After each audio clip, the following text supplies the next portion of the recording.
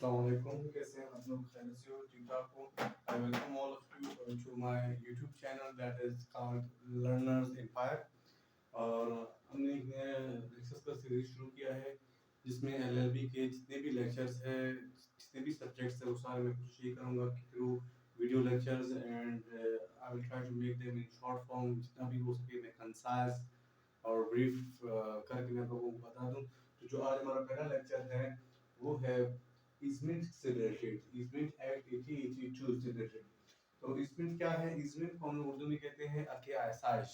अके-आसाइश means एक ऐसा right जिसे आप किसी और की प्रॉपर्टी पे क्लेम करते हो। एक ऐसा राइट जो आपका है लेकिन आप किसी और की प्रॉपर्टी पे उसे क्लेम करते हो। तो चलते हैं इसके डायरेक्टली पहले ओरिजिन की तरफ कि ईज़मेंट कहाँ से आया है ये लफ्ज़। ये एक लातीनी ज़ुबान का लफ्ज़ है। लैटिन मीन्स लातीनी ज़ुबान का लफ्ज़ है जिसका मतलब है एज़मेंटम। और एज़मेंटम का क्या मतलब है? प्रिविलेज, कन्वीनियंस और कंफर्ट। यानी कि लॉ हमें इसमें क्या देता है? प्रिविलेज देता है, कंफर्ट देता है। किस तरह देता है अभी हम इसको आगे देखेंगे। तो हमारे यहाँ पे जो इज़मेंट का राइट जो इज़मेंट है उसमें दो पार्टीज होते हैं। एक को हम लोग कहते हैं डोमिनेंट हेरिटेज, दूसरे को कहते हैं सर्विएंट हेरिटेज। डोमिनेंट हेरिटेज क्या होता है? सर्विएंट हेरिटेज क्या होता है? उसको अभी हम लोग समझेंगे, लेकिन उससे पहले जाते हैं डेफिनेशन की तरफ। फिर डेफिनेशन के बाद ये मैंने आपको एग्जांपल दिया है, इसमें हम लोग समझेंगे और इसमें हम लोग डिस्कस भी करेंगे कि इसके राइट्स क्या है, लायबिलिटीज क्या है और डोमिनेंट हेरिटेज किसको कहते हैं, सर्विएंट क्या होता है, ये आगे हम लोग डिस्कस करेंगे। अभी सबसे पहले आते हैं डेफिनेशन पे। तो हमारे यहाँ पे दो डेफिनेशन है। एक है शॉर्ट डेफिनेशन जिसे मैंने ऑलरेडी लिख लिया है, जो कि मैंने अपने आप से बना लिया है, और जो दूसरा है वो आप का जो एक्ट है उसी में मौजूद है। जो शॉर्ट वाला डेफिनेशन है वो ये क्या कहता है? A right held by a person to a right held by one person to make use of land of another person for a limited person purpose. तो इजमेंट क्या है? इजमेंट एक ऐसा राइट है जो एक शख्स क्योर करता है ताकि वो किसी दूसरे शख्स का लैंड को इस्तेमाल कर सके। जनरली लॉ में ये है कि आप किसी दूसरे का जमीन को, किसी दूसरे का प्रॉपर्टी को इस्तेमाल नहीं करते हैं। You are not allowed to use anyone's property और लैंड। लेकिन जो हमारे यहाँ पे इजमेंट ये हमें कहता है कि आप ऐसा कर सकते हैं। You can use the land of someone. बेशक वो उसका प्रॉपर्टी है, वो उसका मालिक है, लेकिन आप उसके जो नेबर है या आप एज अ राइट क्लेम कर रहे हो। किन सूरत हाल में ये पूरा हमारा जो इजमेंट एक्ट है वो ये डिस्कस करता है कि बेशक आप किसी प्रॉपर्टी के मालिक ना हो, फिर भी आप कैसे क्लेम करेंगे राइट्स, कैसे आप उसको राइट्स क्लेम करेंगे। We will discuss it in this lecture series. Suppose कि हमारे यहाँ पे दो प्रॉपर्टीज हैं, दो जमीनें हैं। एक ए के नाम पे है और एक बी के नाम पे है। दो जमीनें हैं, एक ए के नाम पे है और दूसरा बी के नाम पे है।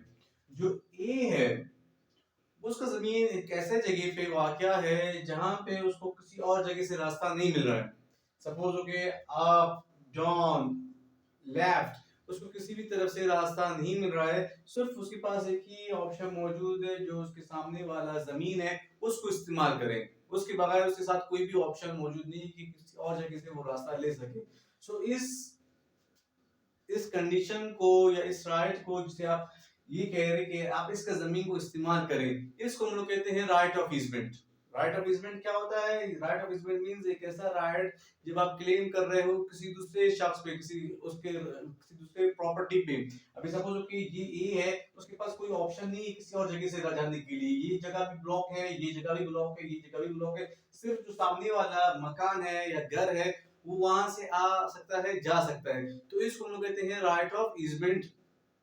अभी जो ये वाला प्रॉपर्टी है, लॉ ने इसको कहा है डोमिनेंट हेरिटेज। जो ये वाला प्रॉपर्टी एक ऐसा प्रॉपर्टी जो हर तरफ से ब्लॉक हो, उस प्रॉपर्टी को हम लोग कहते हैं dominant heritage. What is dominant heritage? A property that is blocked from all the sides and it has only one right, that is to go from servients home. So इस तरह के प्रॉपर्टी को हम लोग कहते हैं डोमिनेंट हेरिटेज। और जो दूसरा प्रॉपर्टी है जो जिसके साथ वो अटैच है, यानी कि वो जहां से जो डोमिनेंट हेरिटेज है वो वहां से उसी प्रॉपर्टी को इस्तेमाल करके आता है और जाता है। इस प्रॉपर्टी को हम लोग कहते हैं servient heritage. Servient heritage means एक ऐसा प्रॉपर्टी जहां से जो डोमिनेंट हेरिटेज है वो आ सके और जा सके, यहाँ से उसके लिए रास्ता खुला है, बाकी चारों तरफ से बंद है, सिर्फ एक ही रास्ता खुला है वो कि दूसरी का जमीन को इस्तेमाल करना। अभी हमारे यहाँ पे डोमिनेंट हेरिटेज प्रॉपर्टी कहते हैं, डोमिनेंट ऑनर इसका मालिक को कहते हैं। सपोज कि ये प्रॉपर्टी है ए, ये है डोमिनेंट हेरिटेज और जो इसका मालिक है वो है डोमिनेंट ऑनर। अभी डोमिनेंट ऑनर और डोमिनेंट हेरिटेज का डेफिनेशन क्या है, सिर्फ ये बात ये समझना कि डोमिनेंट और हेरिटेज और dominant owner they have only one thing, they have rights. इनके पास क्या है, इनके पास राइट्स है। क्या है right, right two way, right two way इनका एक राइट है। डोमिनेंट हेरिटेज और सर्विएंट हेरिटेज क्या होते हैं, वो डोमिनेंट हेरिटेज वो प्रॉपर्टी और डोमिनेंट ऑनर वो शख्स जो ये क्लेम करता है कि मैं आपके जमीन से या जो नेक्स्ट पार्टी है उसकी जमीन से मैं आऊं, मैं उसको इस्तेमाल करूं, तो उसको हम लोग कहते हैं डोमिनेंट हेरिटेज। नेक्स्ट वन है सर्विएंट हेरिटेज। सर्विएंट हेरिटेज क्या है, सर्विएंट हेरिटेज बेचारा एक ऐसा शख्स है जो कि मजबूरी तौर पे या बाय लॉ वो मजबूर है कि वो अपना जमीन का कुछ हिस्सा डोमिनेंट हेरिटेज को दे दे ताकि वो उसको इस्तेमाल कर सके। क्यों, क्योंकि इसके पास कोई और चारा ही नहीं है। सपोज कि ये जो जमीन का हिस्सा है ये हर तरफ से ब्लॉक है, सिर्फ एक ही ऑप्शन मौजूद है वो है सर्विएंट हेरिटेज का मकान को इस्तेमाल करना या उसके रास्ते को इस्तेमाल करना। तो इस सूरत में जो ये शख्स है इस प्रॉपर्टी को कहा जाता है, इस जमीन को कहा जाता है कि ये सर्विएंट हेरिटेज है और जो इसका ऑनर है उसको कहा जाता है कि सर्विएंट ऑनर है। The property is called servient heritage and the person who is living on the property he is called servient owner।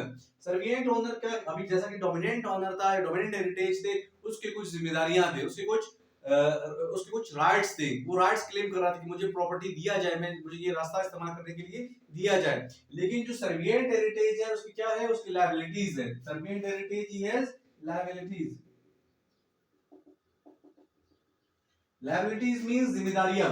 Dominant heritage के राइट्स थे, वो राइट्स ये क्लेम कर रहा था कि मुझे ये जो आपका जमीन है, मुझे हर तरफ से मैं ब्लॉक हूं, मुझे कोई और रास्ता नहीं इस्तेमाल करने के लिए, सिर्फ एक ही रास्ता अवेलेबल है, वो है आपका प्रॉपर्टी को इस्तेमाल करना। तो वो तो डोमिनेंट हेरिटेज। सर्वेंट हेरिटेज क्या है, एक ऐसा शख्स जिसके पास बेचारा बायला मजबूर है कि वो अपना जमीन का कुछ हिस्सा डोमिनेंट ऑनर को दे दे कि वो वहां से आए और जा सके। तो इस शख्स को हम लोग कहते हैं ये सर्विएंट ऑनर है और इस प्रॉपर्टी को हम लोग कहते हैं ये सर्विएंट हेरिटेज है। और इसमें इसकी क्या है, इसकी लायबिलिटीज है। बस आपने दो चीज समझना है यहाँ पे पार्टीज में कि डोमिनेंट हेरिटेज की राइट्स होते हैं और सर्विएंट हेरिटेज की लायबिलिटीज होती है। राइट्स क्या होते हैं डोमिनेंट हेरिटेज की, डोमिनेंट हेरिटेज की राइट्स ये होते हैं कि वो क्लेम करता है कि मुझे रास्ता दे दो, मैं इस रास्ते को इस्तेमाल कर सकूं। और जो सर्विएंट हेरिटेज है उसका क्या लायबिलिटीज है, उसका यही एक ही जिम्मेदारी है कि वो अपना रास्ते से कुछ हिस्सा दे दे, अपना जमीन से कुछ हिस्सा दे दे ताकि जो डोमिनेंट ऑनर है वहां से आ और जा सके। So now coming towards the next one, hope it is clear. If it is not clear, you can comment below, you can ask me questions. Okay, so general definition हमने पढ़ा। General definition ये कहता था कि easement एक ऐसा right है जिसे आप किसी दूसरे की प्रॉपर्टी पे क्लेम करते हो, बेशक आप ओनर नहीं हो लेकिन आपका राइट है, आप उसको क्लेम करते हो, तो इस राइट को हम लोग कहते हैं इजमेंट राइट। फिर नेक्स्ट वन है एक लॉन्गर डेफिनेशन, एक lengthier definition, that is in section 4 of the easement act. What does it say? An easement is a right. हम लोग शुरू में भी पढ़ा था इजमेंट क्या है, एक हक है, एक राइट है। कौन सा right? which the owner or occupier। अभी हमारे यहाँ पे दो लफ्ज है, ऑनर और ऑक्युपायर। ऑनर और ऑक्युपायर में क्या फर्क है? ऑनर मींस मालिक, किसी भी प्रॉपर्टी का मालिक, और ऑक्युपायर मींस एक ऐसा शख्स जो कि मालिक नहीं है, वहां पे रह रहा है, उसको इस्तेमाल कर रहा है। सपोज कि एक टेनेंट, एक किराएदार है, एक मॉर्गेजी है, एक लेसी है, वो सारे वहां पे रह रहे हैं, तो इनको हम लोग कहते हैं ऑक्युपायर। यानी कि इसमें से एक ऐसा राइट है जो ऑनर के पास होता है, मालिक के पास, या ऑक्युपायर। ऑक्युपायर मतलब एक ऐसा शख्स जो कि मालिक नहीं है लेकिन वो उस प्रॉपर्टी में रह रहा है। Of certain land possesses. अभी यहाँ तक ये लैंड क्या कह रहा है, ये लैंड सिर्फ यही कह रहा है कि इसमें एक ऐसा राइट है जो कि मालिक के पास या किसी दूसरे के पास है जो कि उस जमीन पे रह रहा है, लैंड पोजेस कर रहा है उसको। As such for the beneficial enjoyment. अभी इसमें का राइट किस लिए होता है? फॉर द बेनिफिशियल एंजॉयमेंट के लिए। सपोज ओके, अभी ये जो शख्स है डोमिनेंट हेरिटेज है, ये क्लेम कर रहा है राइट, मुझे हिस्सा दिया जाए, मुझे इस जमीन से के लिए अलाउ किया जाए, मैं इसको इस्तेमाल कर सकूं। तो किस पर्पस के लिए इस्तेमाल कर सकूं? For good purpose, for lawful purpose, for beneficial purpose. तो इसमें एक ऐसा राइट है जब आप इसे क्लेम करते हो दूसरी जमीन पर इस्तेमाल करने के लिए, तो वो बेनिफिशियल पर्पस के लिए होता है। बेनिफिशियल इंजॉयमेंट के लिए होता है। इससे क्या मतलब, इसका मतलब ये है कि वो फायदेमंद हो। ऐसा नहीं कि आप किसी को अलाउ कर रहे हो कि आपके जमीन इस्तेमाल करे और बाद में वो जो जमीन इस्तेमाल कर रहा है, जो रास्ते इस्तेमाल कर रहा है, वो आपके लिए नुकसानदेह बने और आपको डिस्टर्बेंस हो, तो ऐसी सूरत में आप उसको अलाउ नहीं करेंगे कि वो आपका जमीन को इस्तेमाल कर सके। So for beneficial enjoyment of that land to do or continue to do something or prevent or continue to prevent something being done। तो ये वाला लाइन है, यहाँ तक क्या कह रहा है, यहाँ तक ये कह रहा है कि इजमेंट एक ऐसा राइट है जिसे आप किसी दूसरे शख्स पे, किसी दूसरे प्रॉपर्टी पे क्लेम करते हो फॉर द बेनिफिशियल एंजॉयमेंट। अभी आगे ये कह रहे हैं कि आप उसको अलाउ करते हो कि वो कंटिन्यू करे इसको, इसके जो जमीन का इस्तेमाल करना है इसको जारी रखे, या ये इजमेंट एक ऐसा भी राइट है, सपोज ओके वो आपको डिस्टर्ब कर रहा है तो आप उसको प्रिवेंट कर रहे हो, you are saying no, you are not allowed to use my land because you have been unlawful and your purpose of enjoyment is not the same and your actions are illegal and not lawful, so in this way you can also prevent। इसमें में आप allow भी कर सकते हो कि वो उसको इस्तेमाल कर सके उसको, और इसमें में आप उसको prevent भी करते हो कि आप ये जो मेरा जमीन है इसे आप इस्तेमाल ना करें। आगे हम लोग पढ़ेंगे डिटेल के साथ, बाकी हमारे जो लेक्चर्स हैं वो आगे हम इसको डिटेल से डिस्कस करेंगे कि किस सूरत हाल में आप उसको अलाउ करोगे और किस सूरत हाल में आप उसको रिफ्यूज करोगे कि आप ये जमीन इस्तेमाल ना करें। तो आगे हमारा पूरा एक्ट इसी के रिलेटेड है कि आपका जो जमीन का राइट है किसी दूसरे शख्स पे, आप कैसे उसको अक्योर कर सकते हो, आपके आसाइश अपने इस्मेंट को किस तरह अक्योर करोगे, किस तरह कंटिन्यू करोगे और किस तरह खत्म होगा। ये पूरा हमारा लेक्चर का सीरीज ही इसी से रिलेटेड है। सिर्फ अभी हम डेफिनेशन समझ रहे हैं। Upon respect of certain other land not is own. तो ये डेफिनेशन यही कहता है कि इजमेंट एक ऐसा राइट है जिसे आप किसी दूसरे की प्रॉपर्टी पे क्लेम करते हो, किस लिए, फॉर बेनिफिशियल पर्पस, और आप उसको कंटिन्यू भी कर सकते हो और उस शख्स को प्रिवेंट भी करवा सकते हो जो कि आप उसको जमीन की ऑनर नहीं हो, ये कह रहा है। फिर उसके बाद आगे है सेक्शन 5। अभी सेक्शन 5 क्या डिस्कस करता है, section 5 kinds of easement discuss करता है। सेक्शन 5 डिस्कसेस द काइंड्स कि जो इजमेंट है या आसाइश है जिसे आप किसी दूसरे की जमीन पे क्लेम कर रहे हो कोई रास्ते का इस्तेमाल करने के लिए, अगर आपके पास कोई और ऑप्शन मौजूद नहीं है, आप सिर्फ एक ही ऑप्शन मौजूद है उसका रास्ते का इस्तेमाल करना, इसमें जब इसको क्लेम कर रहे हो तो उसकी कितनी काइंड्स है। तो जनरली हमारे यहाँ पे बहुत ज्यादा काइंड्स है, कुछ किताबों में 8 है, कुछ किताबों में 10 है, लेकिन जो सेक्शन 5 है वो ये कहता है कि जो इजमेंट है वो उसकी 4 काइंड्स होते हैं, continuous easement, discontinuous easement, apparent easement and non-apparent easement। continuous easement एक ऐसा easement है, ये तब क्लेम किया जाता है, या ये continuous easement होता क्या है, एक ऐसा easement जो हमेशा जारी हो, जो जिसमें कोई स्टॉप ना हो, एक ऐसा राइट जो हमेशा ही कंटिन्यू हो, जो कभी भी खत्म ना हो। सपोज कि अगर मैं कहूँ एक ऐसा जमीन है, ये वाला जमीन या ये वाला जमीन, इन दोनों सूरत में अगर मैं कहता हूं कि ये जमीन जब से बनाता है, जब से है, इसमें जो सन रेज है, सूरज की शुआएं हैं, सन रेज वो हमेशा आ रहे हैं, तो इस सूरत में जो ये वाला है, हमारे यहाँ पे आगे आगे हम पढ़ेंगे कि कौन कौन से राइट्स इजमेंट के राइट्स में आते हैं, उसमें लोग इसको डिस्कस करेंगे। तो कॉन्टिन्यूस इजमेंट क्या होता है, कॉन्टिन्यूस इजमेंट एक ऐसा इजमेंट जो हमेशा जारी हो, जिसमें कोई इंटरप्शन ना हो, कोई स्टॉप ना हो। अभी हमारे यहाँ पे इजमेंट के कौन कौन से राइट्स है, right of way, right of light, right of here, right of water, right of enjoyment, right in common. So ये सारे राइट्स होते हैं इजमेंट के। सो कंटिन्यूस इजमेंट एक ऐसा इजमेंट जो हमेशा जारी हो, जिसमें कोई स्टॉप ना हो, जिसमें कोई इंटरप्शन ना हो, उसको हम लोग कहते हैं कंटिन्यूस इजमेंट। जैसे कि सपोज ओके, अगर मैं कहूँ रोशनी की मिसाल देता हूँ कि एक शख्स है, एक डोमिनेंट ओनर, एक सर्वेंट ओनर। डोमिनेंट ओनर बेचारा आगे से सूरज का रोशनी एंजॉय कर रहा है, लेकिन बाद में जो सर्वेंट ओनर है वो एक ऐसा अपना जमीन का स्ट्रक्चर बनाता है जिसकी वजह से जो डोमिनेंट ओनर है उसको रोशनी ही नहीं मिलता है उस, तो इस सूरत में जो इसका जो कंटिन्यूस इजमेंट है वो डिस्टर्ब होगा। कंटिन्यूस इजमेंट मींस वो ऐसा इजमेंट जो पहले कर रहा था, पहले उसको सूरज की रोशनी मिल रही थी, अभी वो नहीं मिल रहा है, तो इस सूरत में जो पहले जो जारी था वो है कॉन्टिन्यूस इजमेंट। फिर नेक्स्ट वन है discontinuous easement. Discontinuous easement means एक ऐसा इजमेंट जिसमें ब्रेक आता हो, जिसमें स्टॉप आता हो, मींस पहला कंटिन्यू हो, फिर स्टॉप हो, फिर कंटिन्यू हो, फिर स्टॉप हो। सपोज हो कि ये वाला जो, सपोज हो कि पहला ये ये जो सर्वे हेरिटेज है, इसलिए आपने अलाउ किया डोमिनेंट हेरिटेज को कि आप मेरे ज़मीन को इस्तेमाल करो। फिर बाद में 1 साल के बाद स्टॉप करता है, फिर इसके खिलाफ केस होता है, फिर जब डोमिनेंट हेरिटेज जीत जाता है, फिर वो कंटिन्यू करता है, फिर नेशनल इवेंट की वजह से, अर्थक्वेक की वजह से फिर वो स्टॉप होता है। तो डिसकंटीन्यूअस इज़मेंट एक ऐसा इज़मेंट जिसमें इंटरप्शन आता हो, जिसमें ब्रेक आता हो, जो स्टॉप करता हो, तो उसको हम लोग कहते हैं डिसकंटीन्यूअस इज़मेंट। कंटीन्यूअस मीन्स जारी, डिसकंटीन्यूअस मीन्स में ब्रेक आता हो। फिर apparent and non apparent. Apparent easement वो इज़मेंट है, वो राइट है जो नजर आता है।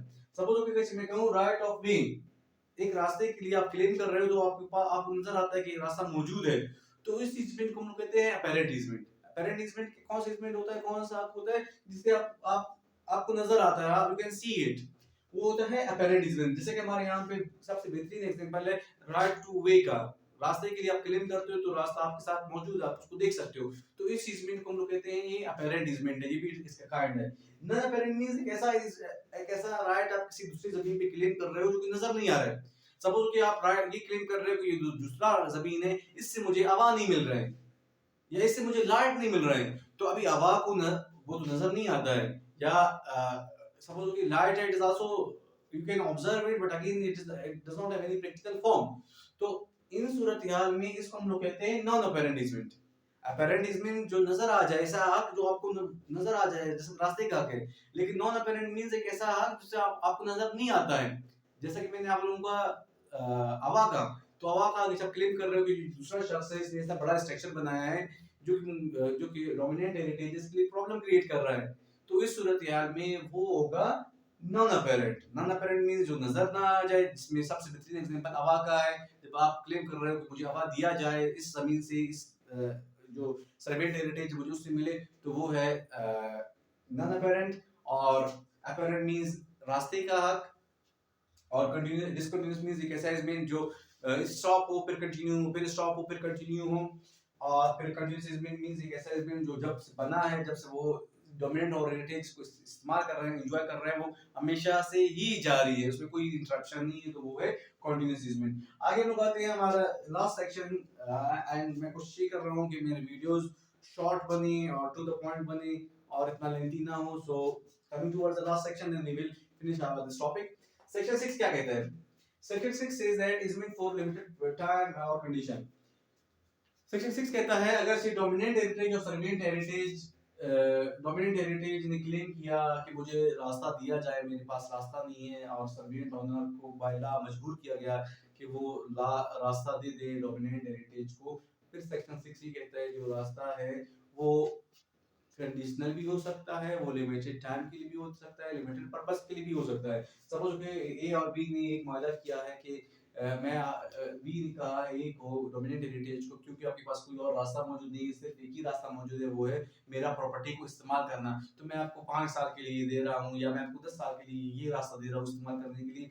तो जो आपका इजमेंट का राइट है वो कंडीशनल भी हो सकता है, वो लिमिटेड टाइम के लिए भी हो सकता है। अभी 5 साल के लिए आपने उसको कहा कि आप ये मेरा रास्ता इस्तेमाल करें, या 10 साल के लिए आपने कहा, तो ये हो गया टाइम से रिलेटेड। कंडीशनल ये हो सकता है कि आप मेरा रास्ता तब तक इस्तेमाल करें जब आपके पास ये रास्ता नहीं खुलता है, ये वाला रास्ता है ये नहीं खुलता है, या आप मेरा रास्ता तब तक इस्तेमाल करें जब तक आप ये जो नेक्स्ट प्रॉपर्टी है इसको नहीं खरीदते हो।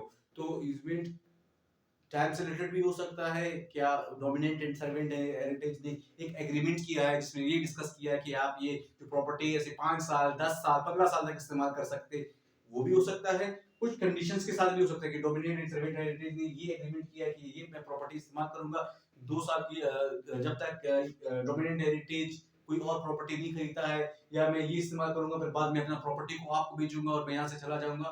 तो सेक्शन 60 कहता है कि ये लिमिटेड बाय टाइम भी हो सकता है और ये कंडीशनल भी हो सकता है। Now just last minute we will finish our class.